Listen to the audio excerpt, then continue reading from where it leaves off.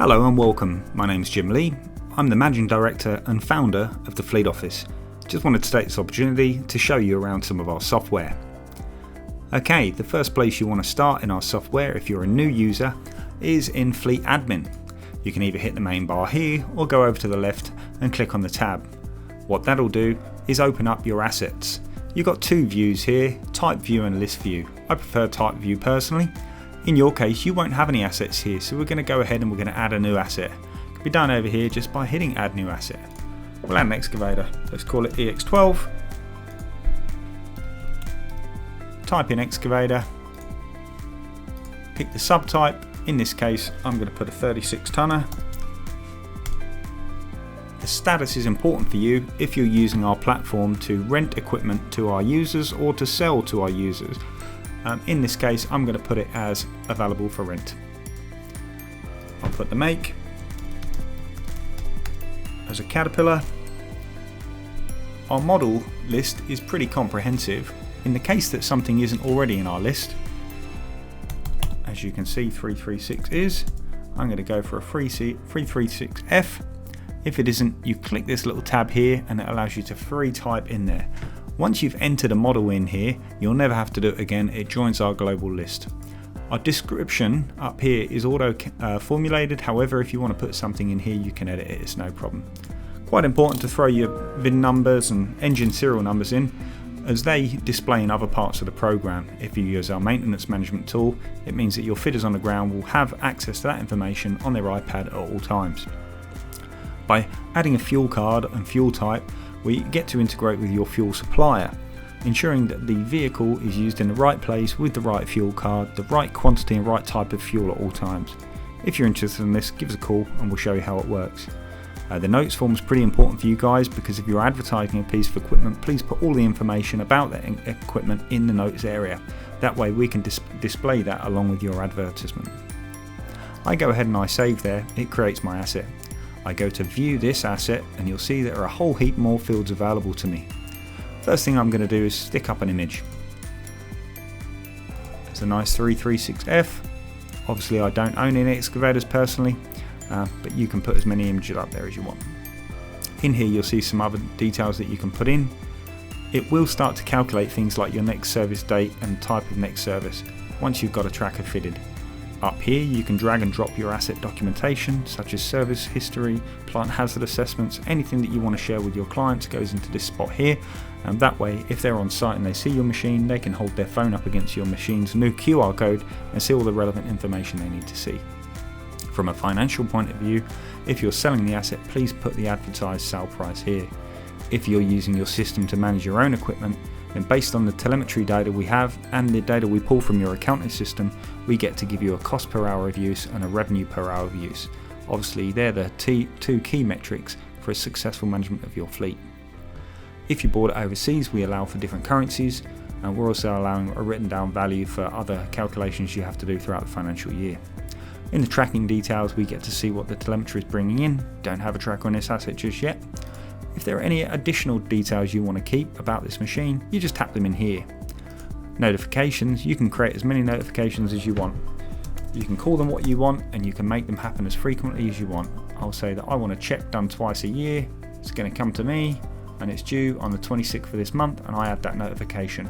If I want to take it a step further, I can make it turn into a work order, where I can list particular items, I can give it a priority, and I can go from there and I can make sure that my fitters are aware of that happening every single time. I can also add documents that I've already added to this asset. They can go out in the alert and the work order to make sure that the people are armed with all the information they need. I can then copy that onto other assets that I have in my fleet. I can change the date at this point, because not every check would be done at the same time, and I've copied across that particular notification. Really easy to use to keep all your fleet up to date at all times. Other areas you might want to have a look around once you've got your admin done is our timesheets. In order to create timesheets for your users, you need to build the timesheet first off.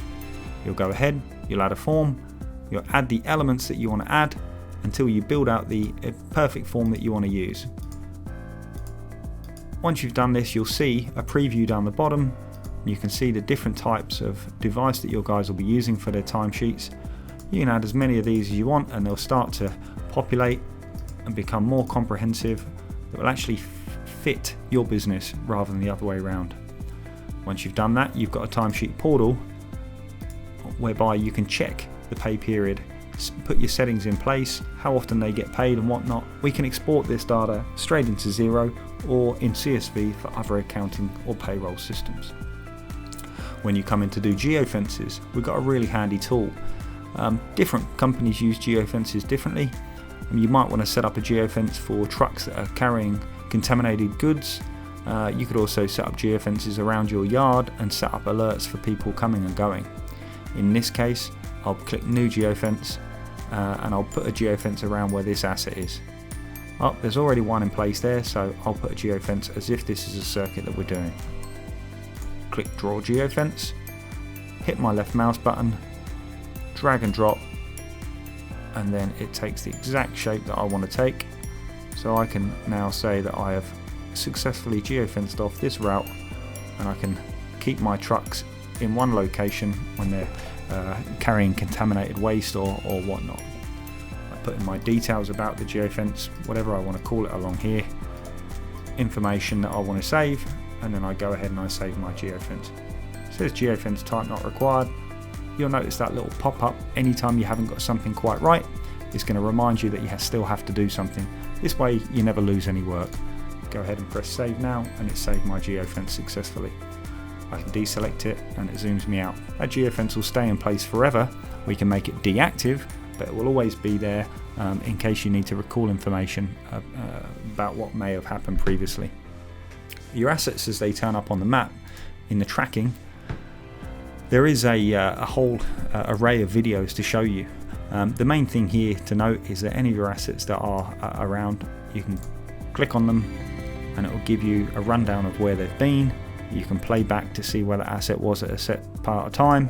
You can scroll right in and hover over the tick to see exactly what it was doing at that time. It looks like it was waiting some traffic lights at this point in time. The information that we give you about your asset all comes from the asset database in Fleet Admin, so the more information you put in, the better. And from the tracker, we get to see when your next service is type and the next service due date, calculated on your average usage. This particular vehicle today has only done 22 kilometers. We calculate out over a 6-week period, so our data gets more accurate the more you use your vehicles. You need to go back in time and have a look at what an asset was doing. Simply click on the change date and you can see where that vehicle has been and gone. That's just a quick run through on Fleet Track and Fleet Admin. There are a lot of videos online which you'll see a link in your email to go and have a look at our library if you want to look at other elements like fleet hire, pre-starts, any of our remote control stuff, and the timesheets in detail. If you've got any questions or you want to take your demo a little bit further and put some tracking in, give the team a call and we'll get someone on the line to you immediately to help you out with your inquiries. Thanks.